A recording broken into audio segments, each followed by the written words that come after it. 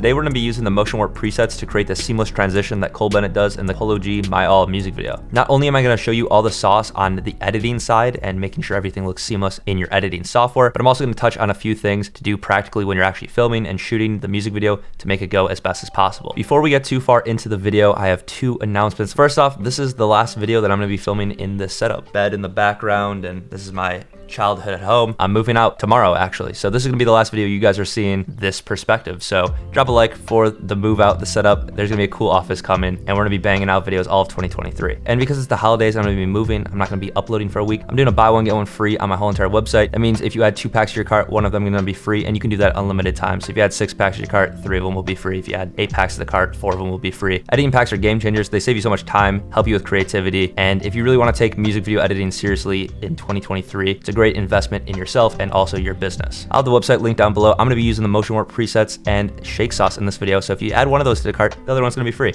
Pretty cool. So before we go into the editing side, I just want to touch on a few things that'll help you get this exact effect while you're shooting. That way you can plan out and actually make it look good. So as you can see in this video, when we play, the effect that I'm talking about is POLO G sits down. There's a scene behind him. He is on a green screen with this chair performing, and then next verse comes and he switches over. He kind of does like this jarring jump, and it also has like this seamless transition between the two scenes, almost like it does like a 180 flip. So if you wanted to do something like this, it's actually 2 scenes. The first scene would be POLO G and his girl in the kitchen without the chair here. It would just be them recording, and then you would film another shot of POLO G and the chair in front of a green screen, and then you would chroma key out the chair and POLO G. A few quick things that would help you make it look more realistic and just better overall is I would probably use the same chair they use in the green screen. I'd bring it to the scenes and set it and kind of frame it like the chair was actually there, and then remove it before you take the scene out. That way you kind of have it framed properly, and you'll see in my example footage, I didn't have a chair and I just used stock footage. So it does look a little bit different, but if you bring the chair with you and you set it down, you frame it, and then before you start recording, take away the chair, it will actually help you get like that framing and it'll look really realistic. Another thing that they did really well is on the green screen clip, they lit it to fit the temperature and the color of the background clip. Because if you had like red lights here or something, and POLO G was illuminated red, it wouldn't really match this like very clean lighting with the green. And you can see when I play that, the lighting changes on his face, and you can program lights, or you could have multiple lights turn on and off to kind of do something similar. You would have the artist do some kind of movement, and then you would have the lights change colors. There's lights that now you can program or you can sync to songs. If you don't have those lights, you can just use any kind of lights and change the color yourself, or have 2 sets of lights, turn one on, turn one off when it goes. You can even see in the scene in the basement here, he has these really harsh blue lights and it almost doesn't fit the room. You can see there's a little bit of blue light back on POLO G here, but I would say this scene is like the worst like composited one. They do have like these blue lights on the bar. It just doesn't feel like it fits the exact same, but even being close, it does help. It'd be really weird if he had like red light on his face instead of blue here. Like you can see the pole, obviously there was some blue lighting down here. It just wasn't this harsh, and it also wasn't like this exact color. And also throughout the video, they have these paper effects going throughout, and they also have stuff pop in and out like people and clocks. If you guys want me to touch on the paper effects or how to have people pop in and out, I can do that in a separate video. But for this one, we're just gonna be focusing on that seamless transition. So if you want that, drop a like on the video, drop a comment down below. Make sure you're subscribed because they're probably coming soon. I'm sure you guys are gonna wanna see some stuff like that. So here in After Effects, this is my example of the transition.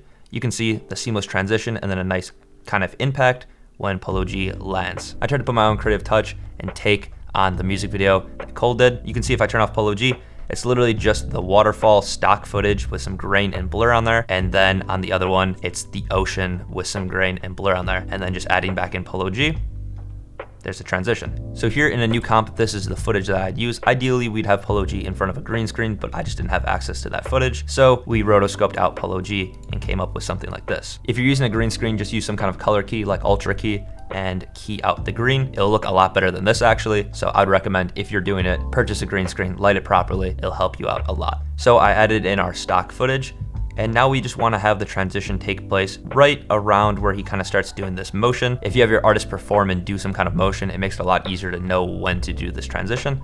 So we'll just introduce the other footage here. So now when we have it, it looks pretty bad. It looks like there's just a green screen change because that's pretty much what it is. But this transition with the motion warp presets is super easy. We're gonna add in a new adjustment layer, and then in the motion warp pack, I'll have it linked down below. Spiral This That Sauce is probably the closest to the actual music video, and I like it personally a little bit better than the transition in the music video, but it's all personal preference. In the motion warp pack, there's close to 15 different transitions that you can just add onto this adjustment layer, just like we're doing, and it'll give you a slightly different look. So if you want something a little bit further away from the music video, it will also have something like that, like turbulence, twist quick, the whip downs, the flow spiral. They're all gonna give you different looks. What we're gonna wanna do is press U on that adjustment layer and then drag those middle keyframes to the center. And then I kind of just wanna adjust this so when he starts making that motion, we can have the preset start. It looks like it's starting a little bit too early for my liking. So around here, I'm gonna have the keyframe start, just dragging in the first set so they start a little bit later. And then let's find where we want it to end, probably somewhere around here. So just making the preset a little bit shorter will help it match your footage. Depending on how fast your artist does stuff, you might have to make it longer or shorter. So then once that's rendered out, we have a transition that looks really, really clean. And this transition already looks really good, but I do want to add some kind of impact to make it seem like he's like falling into place around here. So inside of Shake Sauce in the keyframe folder, I'm gonna find a shake that I like. I like this hard hit with a flash, just hovering over it. I can preview it up here. And then making sure I'm not selected on any layers by clicking in the bottom left. I'm going to apply it by just double clicking hard hit. That adds a really nice shake to it, but I think it's just shaking a little bit too much. So up here, I just changed the position frequency and rotate frequency to 5 just because I thought it was moving a little bit fast.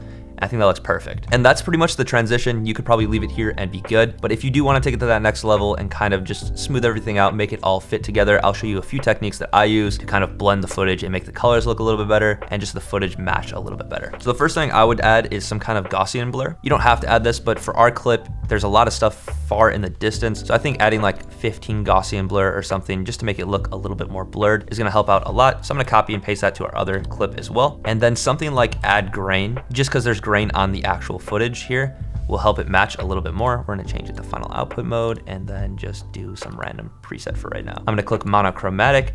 And then the tint color, I'm just gonna choose something from his jacket so it kind of has that tint already. And then I'm gonna copy and paste that to our other clip as well. And for us, since I didn't actually light this scene, POLO G kind of looks a little out of place here. He's a little too warm for like the background. So I'll use something like tint and put it on the layer of himself. And then if you click the eyedrop tool on the map white to, and then choose something from the background that's like a common color in your footage, it will blend it. And then we're gonna turn that amount a lot down, but it's just gonna help blend it a little bit more. You can see now he fits a little bit better. It definitely does help when you light properly. And if you want, you can color grade your subject a lot more, but something quick is like tint. And then we can go to right where the transition starts, map that white to, and then go right to the end. So it has kind of like a slow transition. Let's just choose something from the footage. That way it has like this rock color. That way the lighting kind of changes without having to actually practically light the footage. So now when we play that, the colors match a little bit better. Again, it does help if you just have the practical lighting set up properly the first time. That is a little trick that you can do. I think this is passable for sure, so I wouldn't worry about it too much. Just try to get the lighting as best as possible when you're actually recording. That way in editing, you don't have to do as much. And the only other thing that I'd really end up adding to make it flow a little bit better is maybe some pan and crop and just a light shake, because it is on that tripod. It is just a little bit boring when he's sitting like this. Obviously, if you plan it out, you'll have a lot more interesting stuff happening in the background. It won't just be